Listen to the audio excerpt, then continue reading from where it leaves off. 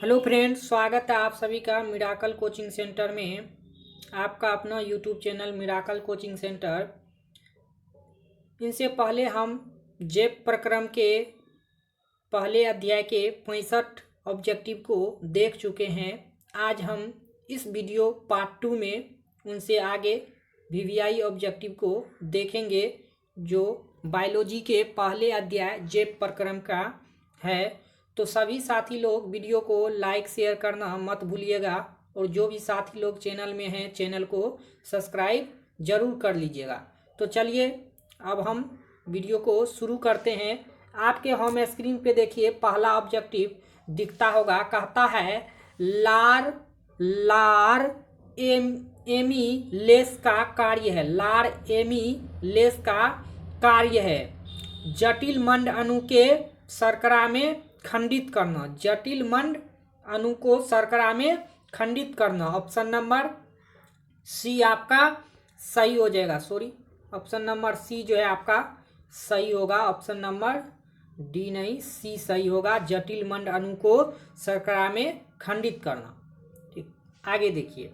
आगे question number है, कहता है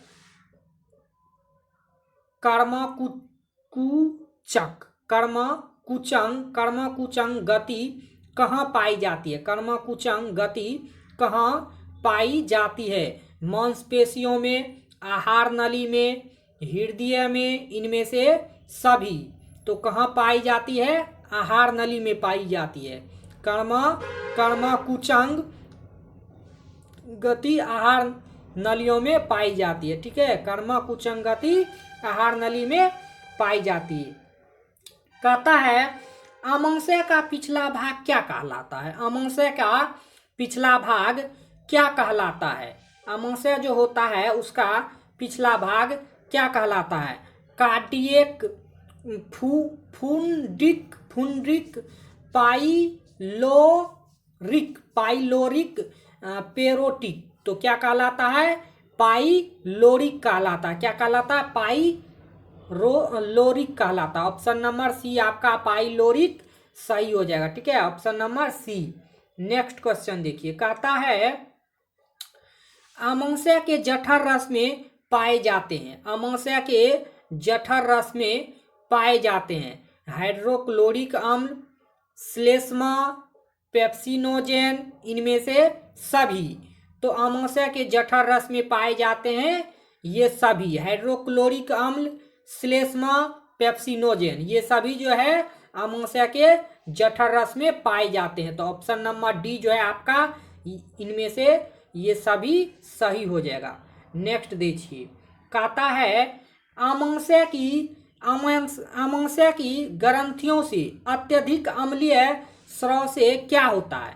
अमाशय की ग्रंथियों से अत्यधिक अम्लीय स्राव से क्या होता है? श्लेष्मा का स्राव घटता है, पेप्टिक अल्सर होता है। तो ए और बी दोनों इनमें से कोई नहीं।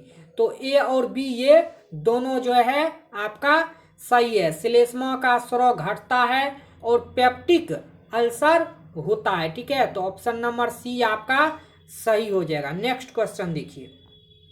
कहता है यह भोजन के हानिकारक बैक्टीरिया को नष्ट करता है। यह भोजन के हानिकारक बैक्टीरिया को नष्ट करता है। श्लेष्मा, हाइड्रोक्लोरिक अम्ल, पेप्सिन, पेप्टोन। तो क्या जो है हाइड्रोक्लोरिक अम्ल जो है यह भोजन के हानिकारक बैक्टीरिया को नष्ट करता है। हाइड्रोक्लोरिक अम्ल पेट में जो है HCl अम्ल जो छोड़ता है, हाइड्रोक्लोरिक अम्ल, वो जो है भोजन में जो है हानिकारक जो बैक्टीरिया जो होता है वो जो पेट में जाता है उसको क्या करता है? वो मारने का काम करता है, यानी नष्ट करने का काम करता है। ऑप्शन नंबर बी आपका हाइड्रोक्लोरिक अम्ल सही हो जाएगा। नेक्स्ट क्वेश्चन देखिए। कहता है यह आहार नाल का सबसे लंबा भाग है। यह आहार नाल का सबसे लंबा भाग होता है।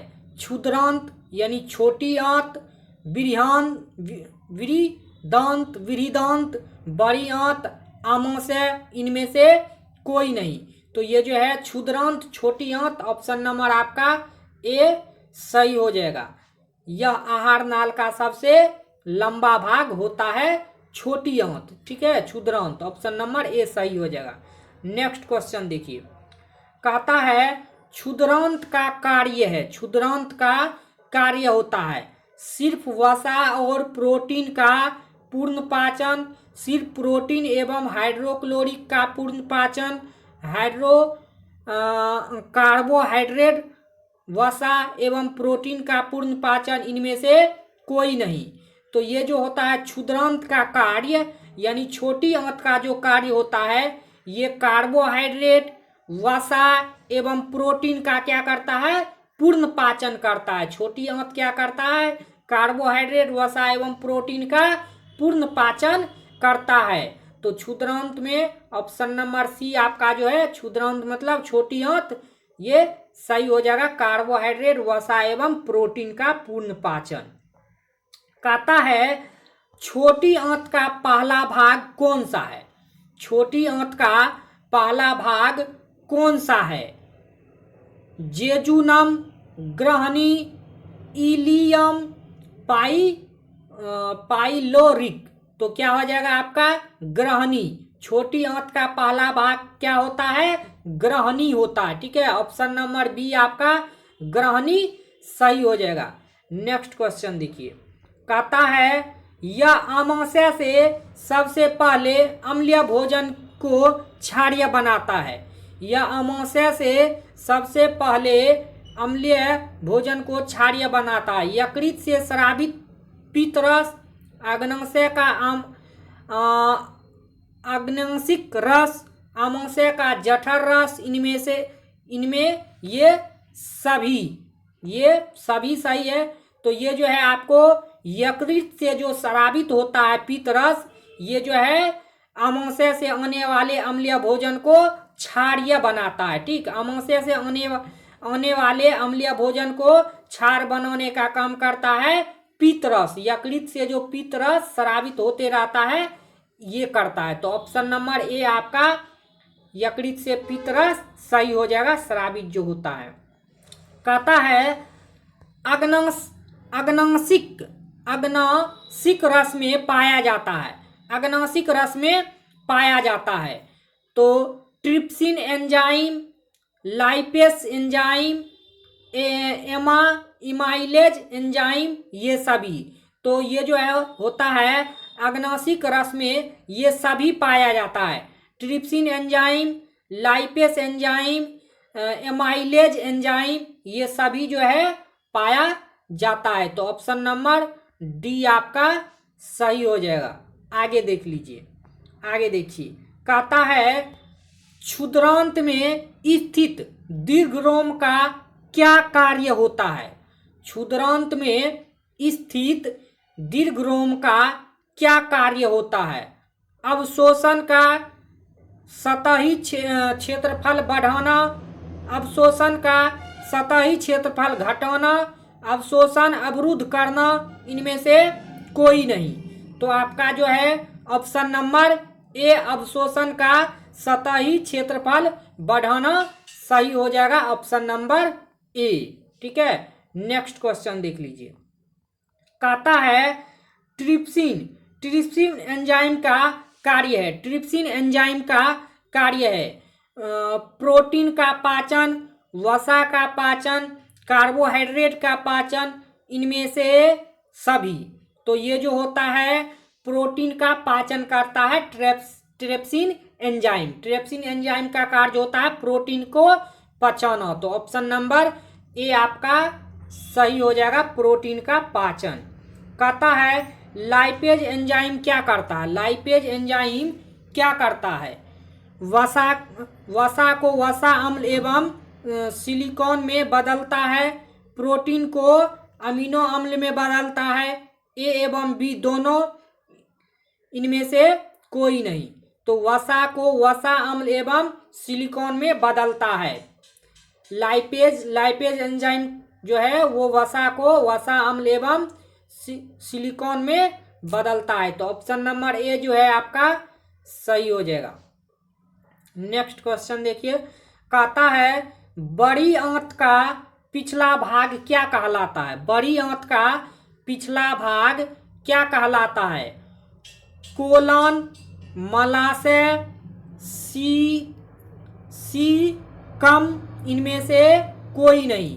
तो ये जो है बड़ी आंत का पिछला भाग आपको मलाशय कहलाता है। बड़ी आंत का पिछला भाग मलाशय कहलाता है। ऑप्शन नंबर बी आपका मलाशय सही हो जाएगा। नेक्स्ट क्वेश्चन देखिए, कहता है मनुष्य के आहार नाल में यह एक अवशेषी अंग है। मनुष्य के आहार नाल में यह एक अवशेषी अंग है। Caecum, colon, rectum, appendix. तो ये जो होता है एम्पेडिक्स होता है। मनुष्य के आहार नाल में यह एक अवशेषी अंग होता है एम्पेडिक्स। क्या होता है? एम्पेडिक्स। ऑप्शन नंबर डी आपका एम्पेडिक्स सही हो जाएगा। कहता है किण्वन की प्रक्रिया है। किण्वन की प्रक्रिया होती है अवयवी अवयवी होता है। अवयवी होता है। ठीक, तो ऑप्शन नंबर ए आपका सही हो जाएगा। किण्वन की प्रक्रिया होती है अवयवी। ठीक, तो ऑप्शन नंबर ए अवयवी सही हो जाएगा। कहता है ऑक्सीजन की उपस्थिति में होने वाले श्वसन को क्या कहते हैं? ऑक्सीजन की उपस्थिति में होने वाले श्वसन को क्या कहते हैं? अवयवी श्वसन, अवयवीय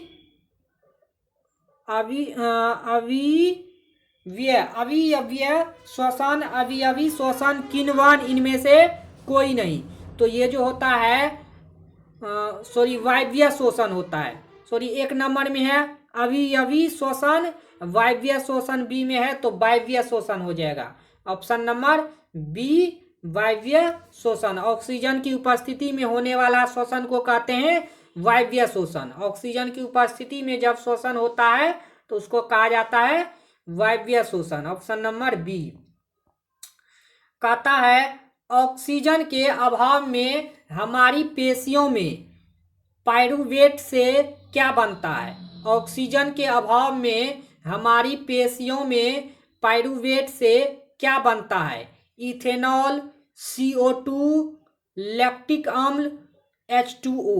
तो क्या बनता है? लैक्टिक अम्ल बनता है। ऑक्सीजन के अभाव में हमारी पेशियों में पाइरूवेट से क्या बनता है? तो लैक्टिक अम्ल बनता है। ऑप्शन नंबर सी लैक्टिक अम्ल आपका सही हो जाएगा। नेक्स्ट क्वेश्चन देखिए, कहता है हमारी मांसपेशियों में ऐंठन को क्यों होता है? क्रैम्प, जिसको क्रैम्प कहा जाता है। हमारी मांसपेशियों में ऐंठन यानी क्रैम्प क्यों होता है? लैक्टिक अम्ल के संचयन के कारण, एथेनॉल के संचयन के कारण, CO2 के कारण, इनमें से कोई नहीं। तो लैक्टिक अम्ल के संचयन के कारण हमारे मांसपेशियों में ऐंठन होती है। ठीक, जिसको ऐंठना कहते हैं। अंगेठी जो करता है, बहुत को देखे होंगे, खाने के बाद करता है, तो ये ऐंठी तब होती है। ठीक, तो ऑप्शन नंबर ए आपका लैक्टिक अम्ल के संचयन के कारण होता है। ऑप्शन नंबर ए सही हो जाएगा। कहता है पौधों में गैसों का आदान प्रदान किस क्रिया द्वारा होता है? पौधों में जो गैसों का आदान प्रदान होता है वो किस क्रिया द्वारा होता है? किण्वन के द्वारा, विसरण के द्वारा। ए एवं बी दोनों सही है, तो विसरण के द्वारा होता है। पौधों में जो गैसों का आदान प्रदान होता है वो विसरण के द्वारा होता है। तो ऑप्शन नंबर बी आपका सही हो जाएगा, विसरण। ठीक, कहता है हरे पौधे रात्रि में किस गैस का निष्कासन करते हैं? हरे पौधा जो होता है वो रात में किस गैस को अपने अंदर से बाहर निकालते हैं यानी निष्कासन करते हैं? ऑक्सीजन को, CO2 को, नाइट्रोजन को, इनमें से कोई नहीं। तो हरे पौधा जो होते हैं वो रात को ऑक्सीजन को ग्रहण करने लगते हैं और कार्बन डाइऑक्साइड को निकालने लगते हैं, निष्कासित करने लगते हैं कार्बन डाइऑक्साइड को, यानी CO2 को।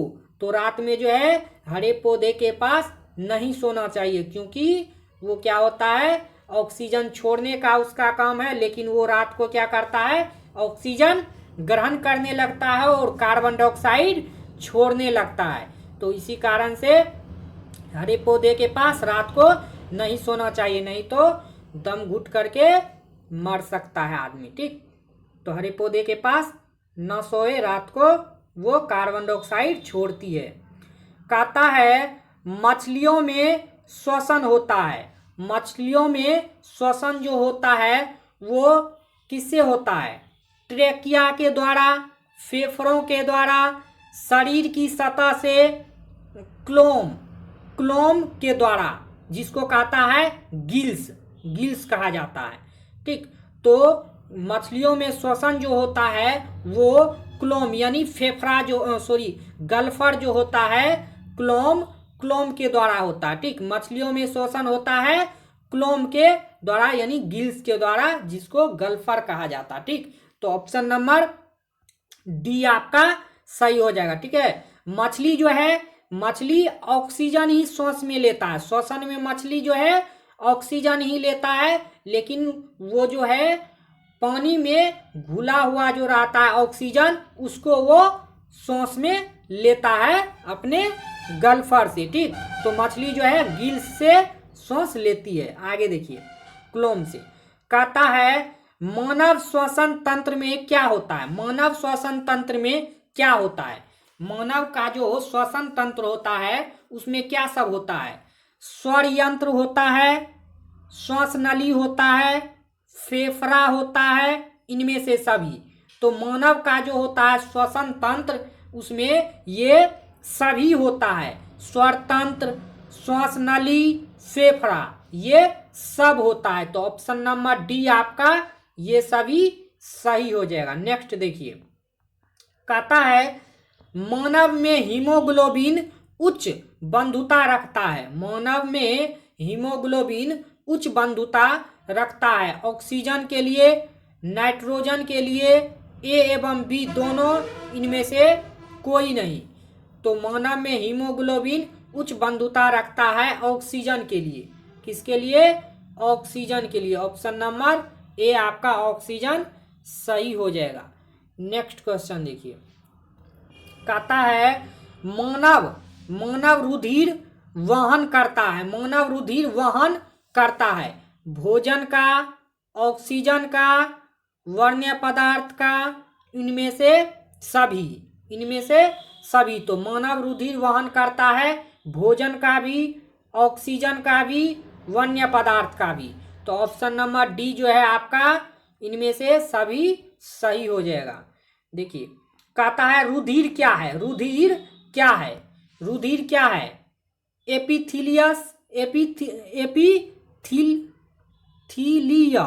एपिथीलियल ऊतक, पेशी ऊतक, तंत्रिका ऊतक, तरल संयोजी ऊतक। तो ये जो होता है रुधिर, ये तरल संयोजी ऊतक होता है। ऑप्शन नंबर डी तरल संयोजी ऊतक सही हो जाएगा। रुधिर होता है तरल संयोजी ऊतक। कहता है प्लाज्मा के अलावा रक्त में पाए जाते हैं। प्लाज्मा के अलावा रक्त में पाए जाते हैं लाल रक्त कोशिकाएं, श्वेत रक्त कोशिकाएं, रक्त पट्टिकाणु, इनमें से सभी। तो प्लाज्मा के अलावा रक्त में जो है ये सब पाया जाता है। लाल रक्त कोशिकाएं, श्वेत रक्त कोशिकाएं, रक्त पट्टिकाणु, ये जो है सब पाया जाता है, जिसको RBC कहा जाता है और WBC। ठीक है, ये और रक्त पट्टिकाएं। ठीक, तो ऑप्शन नंबर डी आपका सही हो जाएगा। नेक्स्ट क्वेश्चन देखिए, कहता है फुसफुस शिराओं से ऑक्सीजन प्रचुर रुधिर जाता है। हृदय की फुसफुस शिराओं से ऑक्सीजन प्रचुर रुधिर जाता है हृदय के बाएं आलिंद में। कहाँ जाता है, बाएं आलिंद में जाता है। ऑप्शन नंबर ए बाएं आलिंद सही हो जाएगा। ठीक है, बाएं आलिंद सही हो जाएगा, ऑप्शन नंबर ए। कहता है रक्त का वहन होता है, रक्त का वहन होता है बाएं आलिंद से बाएं नीले में, दाएं आलिंद से बाएं नीले में, दाएं आलिंद से दाएं नीले में, ए एवं सी दोनों में। तो ए और सी बाएं आलिंद से बाएं नीले में होता है, बाएं आलिंद से बाएं नीले में, और दाएं आलिंद से दाएं नीले में होता है। ठीक है, रक्त का वहन कहाँ से होता है? बाएं आलिंद से बाएं नीले में और दाएं आलिंद से दाएं नीले में होता है। तो ऑप्शन नंबर डी जो है आपका सही हो जाएगा, ऑप्शन नंबर डी। रक्त का वहन ए और सी दोनों से होता है। कहता है जब आलिंदों में शिथिलन, जब आलिंदों में शिथिलन यानी फैलाव, शिथिलन का मतलब होता है फैलाव। जब आलिंदों में शिथिलन होता है तो दोनों नीले संकुचित होते हैं। एक नीले संकुचित होता है, दोनों नीले शिथिलित होते हैं, इनमें से सभी। तो क्या हो जाएगा? दोनों नीले क्या होते हैं? संकुचित होते हैं, दोनों नीले संकुचित होते हैं। ऑप्शन नंबर ए आपका सही हो जाएगा, दोनों नीले संकुचित होते हैं। नेक्स्ट क्वेश्चन देखिए, कहता है ऋषभ के हृदय में कितने कोष्ठक होते हैं? ऋषभ के हृदय में कितने कोष्ठक होते हैं? तो ऋषभ के हृदय में 3 कोष्ठक होते हैं। ऋषभ के हृदय में 3 कोष्ठक होते हैं। कितने कोष्ठक होते हैं? 3 कोष्ठक होते हैं। तो ऑप्शन नंबर बी आपका सही हो जाएगा। कहता है सरीसृप के हृदय में होते हैं, सरीसृप के हृदय में होते हैं, सरीसृप के हृदय में होते हैं 2 आलिंद एवं 1 नीले, 2 आलिंद एवं 1 नीले होते हैं। सरीसृप के हृदय में 2 आलिंद एवं 1 नीले होते हैं। तो ऑप्शन नंबर सी आपका सही हो जाएगा, 2 आलिंद एवं 1 नीले। कहता है मछली के हृदय में कितने कोष्ठक होते हैं? मछली के हृदय में कितने कोष्ठक होते हैं? मछली के हृदय में कितने कोष्ठक होते हैं? मछली के हृदय में 2 कोष्ठक होते हैं। मछली के हृदय में कितने कोष्ठक होते हैं? 2 कोष्ठक होते हैं। ऑप्शन नंबर बी आपका सही हो जाएगा, 2। नेक्स्ट क्वेश्चन देखिए, क्वेश्चन नंबर 100। कहता है पौधों में अवशिष्ट पदार्थ कहाँ संचित होते हैं? पौधों में जो होता है अवशिष्ट पदार्थ वो कहाँ संचित होते हैं? अंतः काष्ठ में, पत्तियों में, छाल में, इनमें से सभी। तो पौधों में जो अवशिष्ट पदार्थ होते हैं वो इन सभी में जो है क्या होते हैं?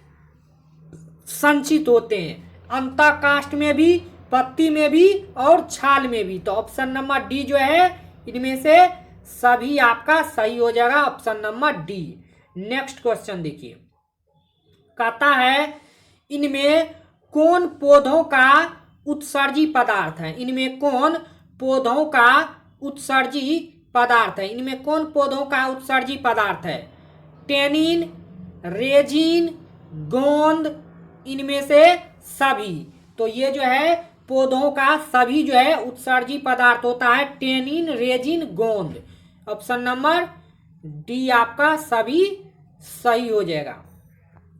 कहता है स्वपोषण के फलस्वरूप क्या प्राप्त होता है? स्वपोषण के फलस्वरूप क्या प्राप्त होता है?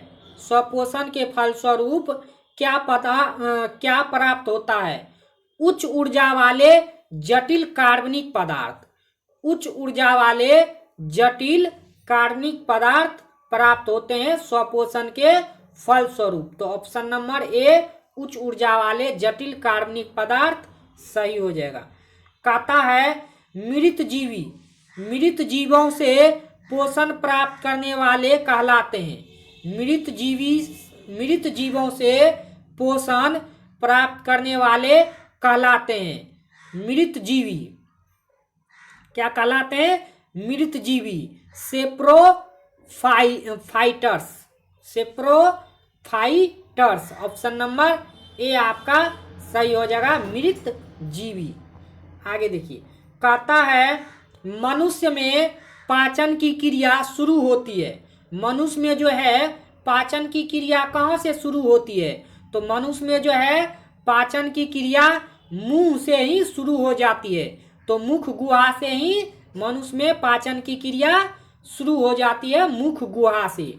ऑप्शन नंबर सी आपका मुख गुहा सही हो जाएगा, मुंह। ठीक है, मनुष्य में पाचन की क्रिया मुंह से ही शुरू हो जाती है।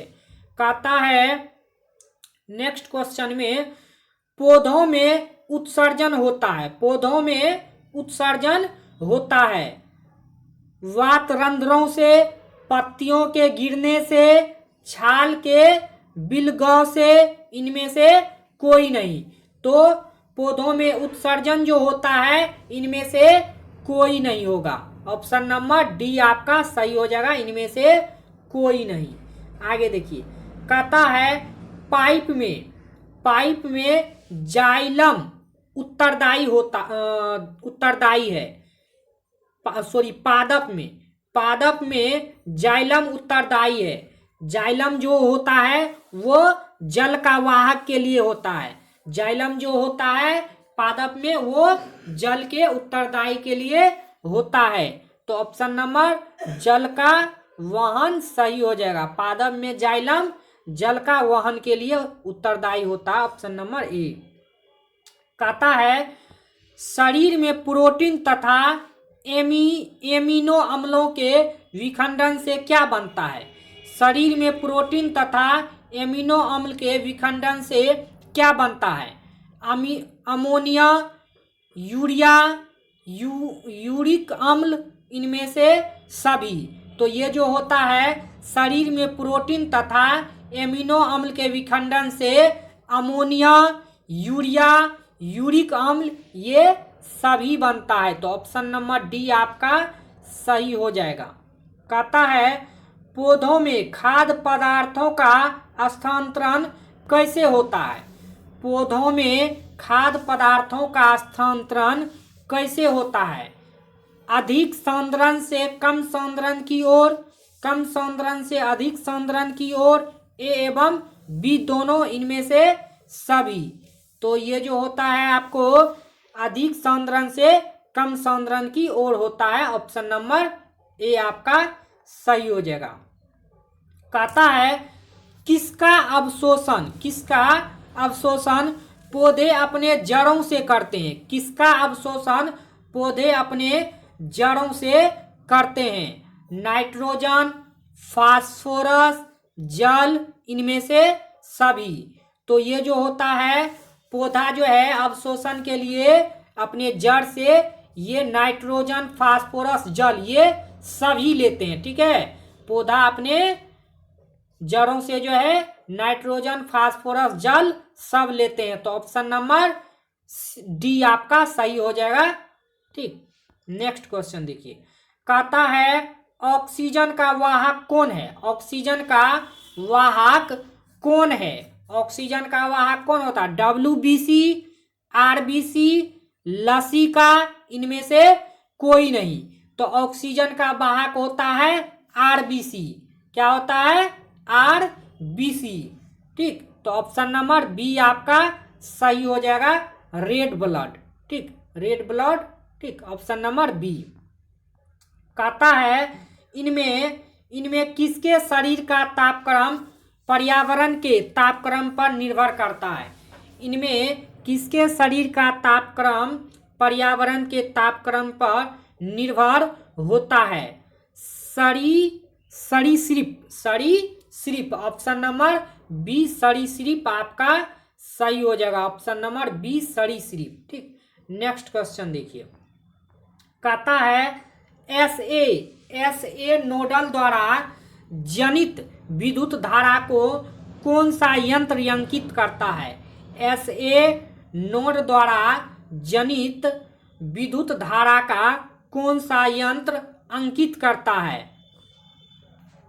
तो इलेक्ट्रोकार्डियोग्राफ जो है ऑप्शन नंबर सी आपका इलेक्ट्रोकार्डियोग्राफ आपका सही हो जाएगा, option number C. Next question देखिए, कहता है शरीर में एंटीबॉडी का निर्माण करता है, शरीर में एंटीबॉडी का निर्माण करता है, कौन करता है? शरीर में एंटीबॉडी का निर्माण कौन करता है?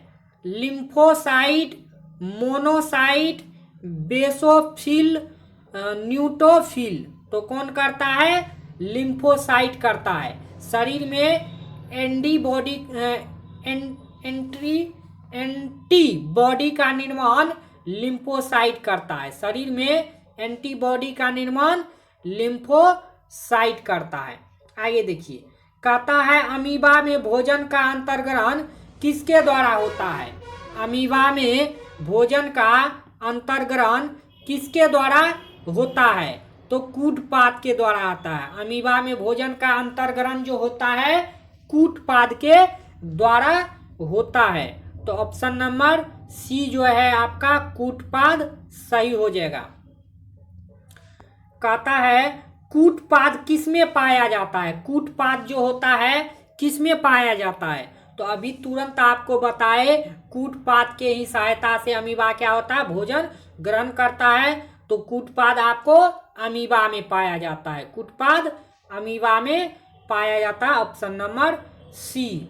कहता है निम्न में कौन सा एंजाइम लार में पाया जाता है? लार में जो है कौन एंजाइम पाया जाता है? Trypsin, pepsin, ptyalin, chymotrypsin. तो क्या पाया जाता है? टाइलिन। टाइलिन नामक जो होता है एंजाइम वो लार में पाया जाता है। ठीक, टाइलिन नामक एंजाइम जो होता है वो लार में पाया जाता है। तो ऑप्शन नंबर सी सही हो जाएगा। कहता है ग्रसनी, ग्रसनी ग्रस नली से किस छिद्र द्वारा जुड़ा रहता है? ग्रसनी ग्रस नली से किस छिद्र द्वारा जुड़ा रहता है? तो निगल द्वारा, निगल द्वारा जुड़ा हुआ रहता है, निगल द्वारा। ऑप्शन नंबर बी जो है आपका निगल सही हो जाएगा। ग्रसनी ग्रस नली से किस छिद्र द्वारा जुड़ा रहता है? तो निगल के द्वारा जुड़ा रहता है, ऑप्शन नंबर बी निगल सही हो जाएगा। कहता है इनमें से कौन सा एंजाइम पित्त रस में पाया जाता है? इनमें से कौन सा एंजाइम पित्त रस में पाया जाता है? विलिन, बिलू, बिल रूबिन,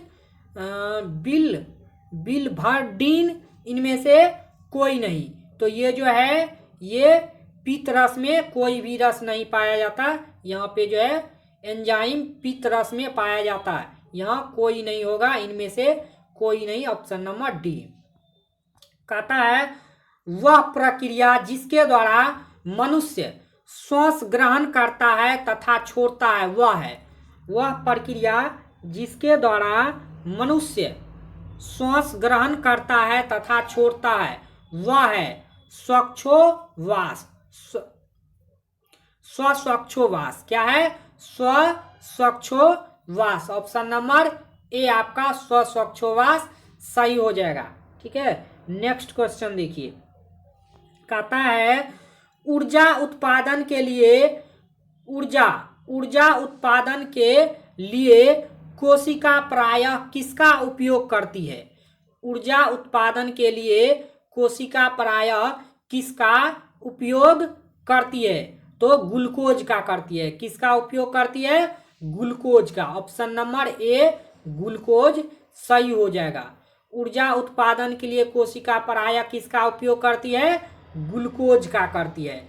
कहता है एटीपी के जलीय विघटन से कितनी ऊर्जा विमुक्त होती है? एटीपी के जलीय विघटन से कितनी ऊर्जा विमुक्त होती है? तो 30.5 की जूल मोल, ठीक, की प्रति जूल मोल जो है आपको ये ऊर्जा विमुक्त होती है। Option number A 30.5 kilo joule प्रति मोल जो है आपको ऊर्जा विमुक्त होती है। ऑप्शन नंबर ए एटीपी के जलीय विघटन से। कहता है जंतुओं में आणविक ऑक्सीजन की अनुपलब्धता होने पर पाइरूवेट का रूपांतरित किस यौगिक में होता है? जंतुओं में आणविक ऑक्सीजन की अनुपलब्धता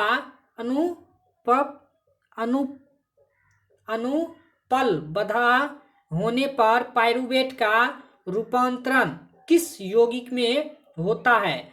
तो लैक्टिक अम्ल जो है फास्फोरिक में नहीं होता है, तो लैक्टिक में होता है। साइट्रिक में भी नहीं होता है, ग्लूकोज में भी नहीं होता है। तो ऑप्शन नंबर ए आपका लैक्टिक जो है सही हो जाएगा। ठीक है, लैक्टिक आपका ऑप्शन नंबर बी सही हो जाएगा। जंतुओं में आणविक ऑक्सीजन की अनुपलब्धता होने पर पाइरूवेट का रूपांतरण लैक्टिक अम्ल में होता है। कहता है नेक्स्ट क्वेश्चन में, किस अभिक्रिया द्वारा पौधों में ऑक्सीजन बाहरी वातावरण से कोशिकाओं में पहुंचता है? किस अभिक्रिया द्वारा पौधों में ऑक्सीजन बाहरी वातावरण से कोशिकाओं में पहुंचता है?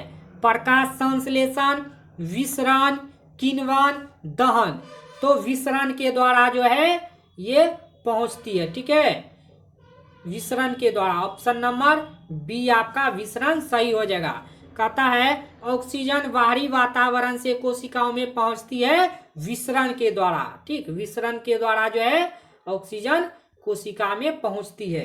कहता है नेक्स्ट क्वेश्चन, श्वसन की अभिक्रिया में खाद्य पदार्थों की परिणति क्या होती है? श्वसन की अभिक्रिया में खाद्य पदार्थों की परिणति क्या होती है?